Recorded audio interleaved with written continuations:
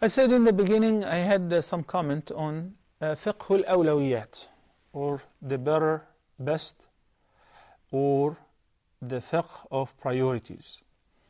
I would like to give an example. When the Prophet ﷺ said, اليد العليا خير من اليد السفلى وابدأ بمن تعول. This hadith represents fiqh al-awlawiyyat. He said the upper hand is better and superior to the lower hand. The upper hand here is a metaphor. It represents the person who gives, because the giver, the donor, normally his or her hand is on top, while the recipient, the beggar, his or her hand is lower or on the bottom.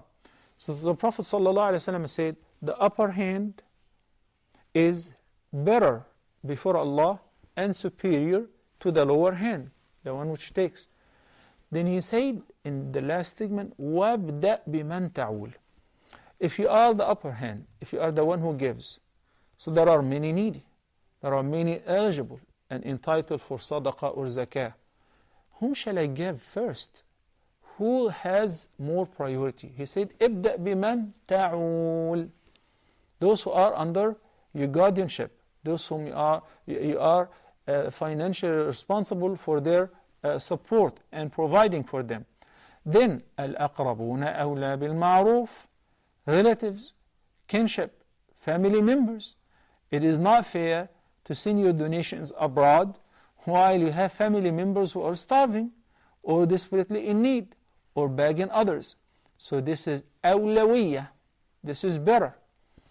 With regards to the most important thing is as-salah, of course, the greatest act of worship, which no one is exempt from offering except women during the menses, or one who is either insane or unconscious or dead.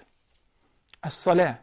The rest of the ibadat, zakah, hajj, fasting, you can find a lot of people exempt from that due to lack of fund, due to being chronically ill, or a combination of both. But as-salah, everybody must pray. While praying, once you start the fard, you're not allowed to exit the prayer unless there is a valid reason, such as you found out that you don't have tahara, or you lost your wudu during the prayer itself. What about if you see a child that is about to fall on his or her face and get in a dangerous place? A blind person crossing the road and a car is about to hit him, if you're praying on the highway for innocence. An insect is about to bite somebody. The fard prayer is the most important thing, and we heard about some of the companions that they were hit with arrows and spears, and that did not let them leave the prayer.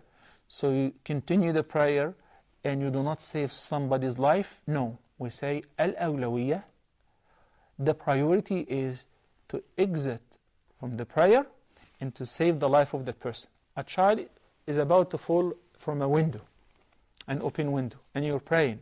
Say, it's none of my business. I'm focusing on my prayer. It's a fardu prayer. Of course not. So based on that, there is a very important chapter in the course of Fiqh al-Awlawiyyat, which is the balance, the equilibrium between al-masalih wal-mafasid. Al-masalih is the interest and the benefit that the Sharia requires us to achieve, or allows us to achieve in some cases, and the benefits. Al-mafasid, the danger, the harm, and what can ruin one's health, wealth, or deen. So when we look at the balance between them, there is an imminent maslahah, an imminent benefit, then it would be given a priority. But guess what? If I do this maslahah right now, I might fall into a greater harm. So the scholar said, دَرْءُ الْمَفَاسِدِ مُقَدَّمٌ عَلَى جَلْبِ الْمَنَافِعِ. To protect yourself or to repel an evil is given a priority and superiority over acquiring or collecting a benefit. How good is it to achieve something that is good? Meanwhile, it causes a greater harm. I'm going to give da'wah to, I saw a couple, a man and a woman standing in the street, kissing and hugging and so on. Where? Well, it depends. If they do that in a Muslim country, everybody would have the right to object to them. Perhaps somebody would slap him in the face and drag him to the police station, etc.